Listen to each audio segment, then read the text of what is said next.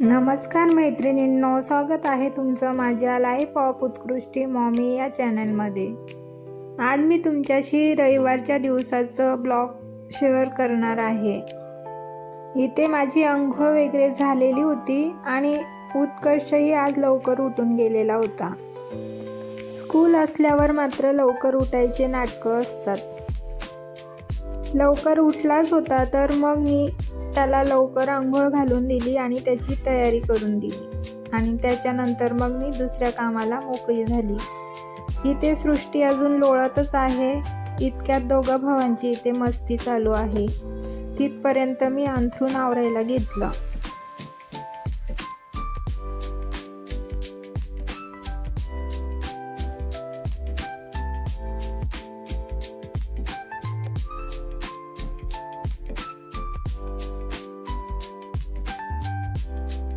बेडरूमचा पसारा आवरून झाल्यानंतर मग मी हॉलमध्ये गेली आणि सगळ्या खिडक्या ओपन करून घेतल्या। खिडक्या खोलून घेतल्यावर छान प्रसन्न हवा आणि प्रकाश घरामध्ये येतो आणि त्याच्यानंतर मग हॉलही आवरून घेतला।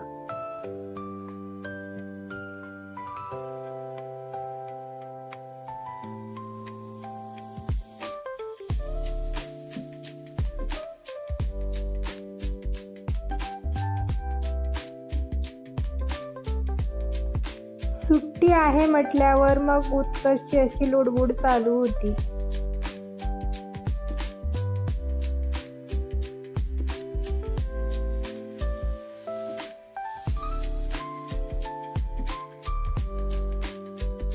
सर्व घरातली डस्टिंग आणि केअर काढून झाल्यानंतर मग मी माठ स्वच्छ धुवून घेतला आणि तो भरून घेतला।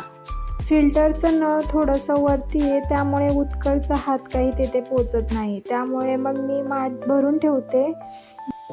त्यामुळे उत्कर्षला पाणी घ्यायला सोपं पडतं। त्यानंतर मग मी सगळे कपडे मशीनला लावून घेतले।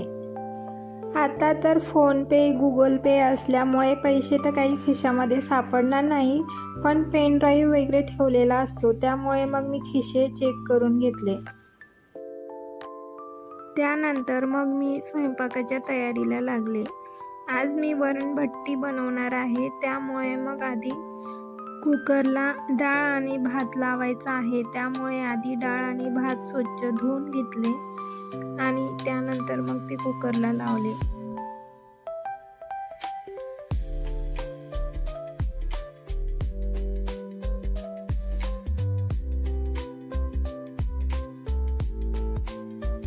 डाळ आणि भात धुतल्यानंतर जे वेस्टेज पाणी निघणार होतं ते मी एका पातेल्यामध्ये काढून घेतलं।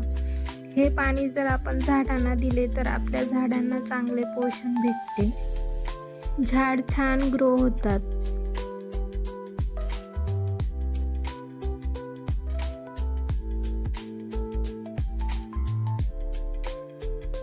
इथे मी भातामध्ये थोडंसं मीठ टाकून घेत आहे आणि त्यानंतर भाताला आणि डाळीला शिजण्यासाठी जेवढं पाणी लागणार आहे तेही मी टाकून घेतलं।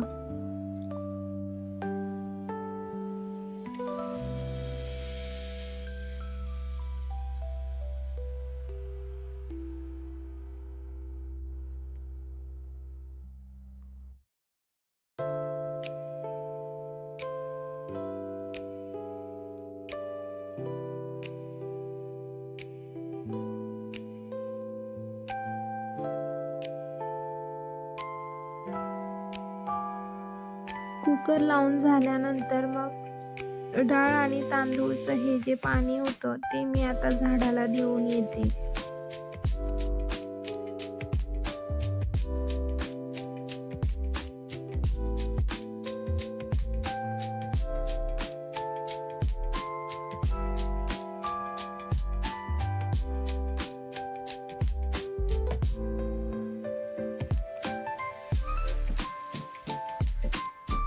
चार शिट्ट्यांमध्ये डाळ आणि भात चांगला शिजलेला आहे।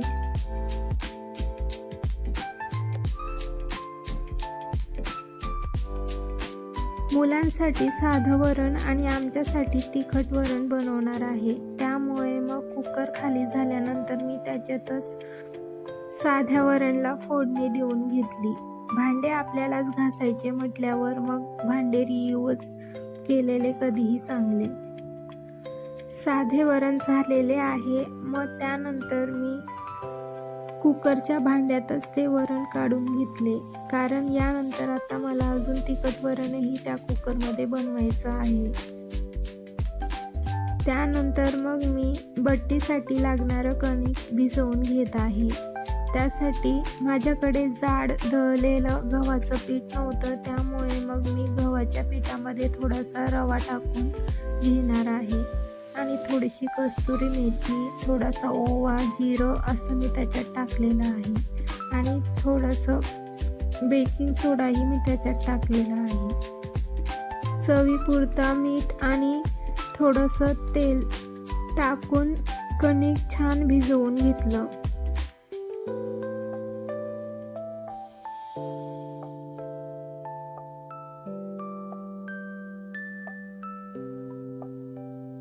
बट्टी बनवण्यासाठी पहिले मी छान पोळी लाटून घेतली. त्यानंतर त्या पोळीला थोडंसं तेल लावून त्याचा रोल बनवून घेतला आणि त्याच्यानंतर मग त्याची लाटी बनवून घेतली.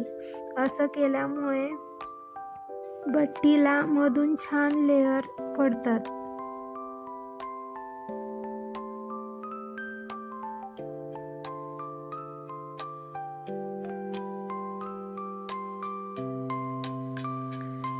बट्टीसाठी सगळ्या लाट्या अशाच तयार करून घेतल्या आणि ज्या दिवशी आपला स्वयंपाक झालेला नसतो त्या दिवशी मुलांना लवकर भूक लागते. त्याचप्रमाणे उत्कर्षलाही इथे भूक लागलेली आहे आणि मग त्याच्यामुळे मी त्याला वरण आणि भात खायला दिलेला आहे.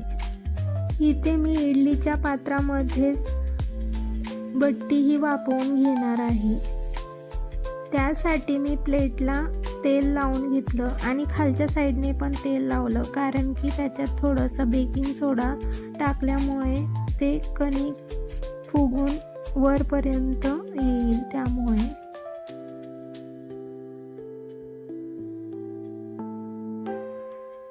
इथे छान पाणी उकळलेलं आहे आणि त्याच्यानंतर मग मी प्लेटा लावून घेतला.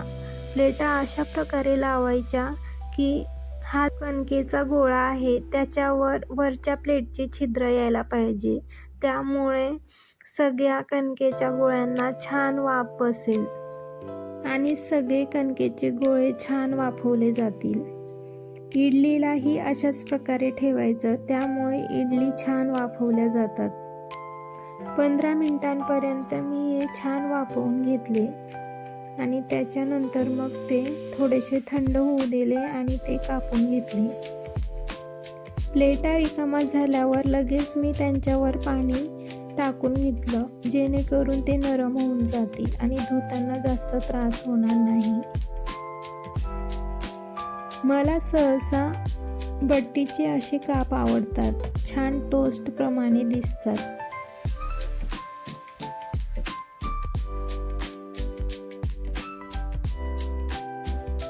सगळे कणकेचे गोळे छान असे कापून घेतले आणि त्याच्यानंतर मग लगेच ते तळून घेतले.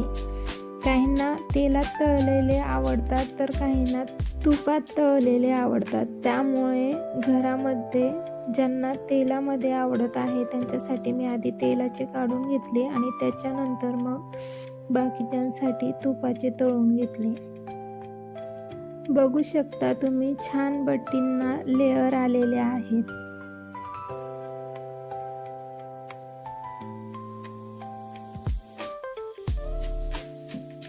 तेलामध्ये तळून झाल्यानंतर आता मी तुपामध्ये तळून घेत आहे.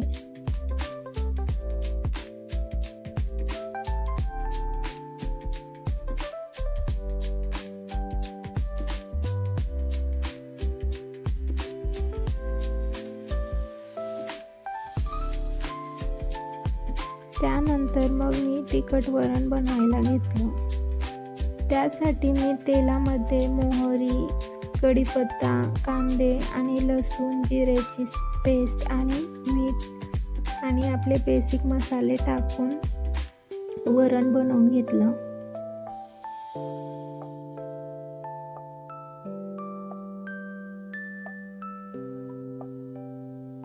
त्यानंतर मग इथे उत्कर्ष आणि सृष्टीची प्लेट लावून घेतली.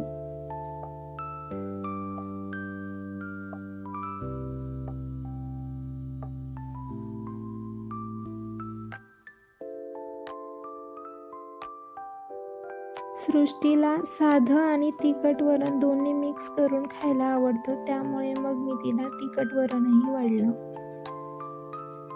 सृष्टीची मैत्रीण इथे खेळायला आलेली होती. मग बड्डी म्हटल्यावर मग मी तिलाही जेवायला बसवलं. जेवण आटोपल्यानंतर मग मी पुढच्या कामाला लागली. कितीही भांडे वाचवण्याचा प्रयत्न केला तरी पण भांडे निघायची ती निघतातच. आता मी भांडे घासून घेते आणि भांडे घासून झाल्यानंतर मग मी काउंटर टॉप छान स्वच्छ धुवून घेतला. काउंटर टॉप काही मी रोज पाण्याने धुवत नाही, फक्त ओल्या फडक्याने पुसून घेते. कारण काउंटर टॉप मोठा असल्यामुळे तो रोज धुणे काही परवडत नाही. त्यामुळे मी खाली फडका किंवा मग कागद वगैरे असं ठेवते आणि त्याच्यामुळे काउंटर टॉप जास्त खराब होत नाही आणि ओल्या फडक्याने पुसलं तरी तो छान स्वच्छ निघून जातो. आज बट्टी तळून काढलेल्या होत्या, मग त्याच्यामुळे थोडंसं तेलकट झालेलं होतं. त्यामुळे मग मी पूर्ण गॅस वट्टाच पाण्याने छान स्वच्छ धुवून घेतला.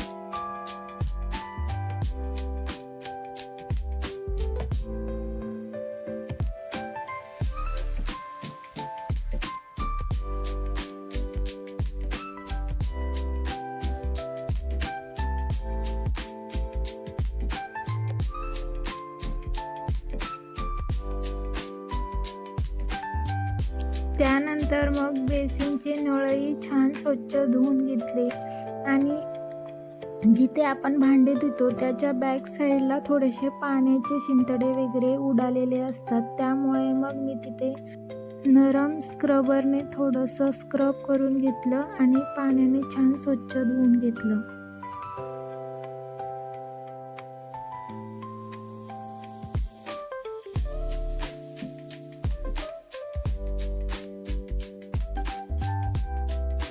त्यानंतर मग छान एका कोरड्या फडक्याने मी गॅस ओटा पुसून घेतला.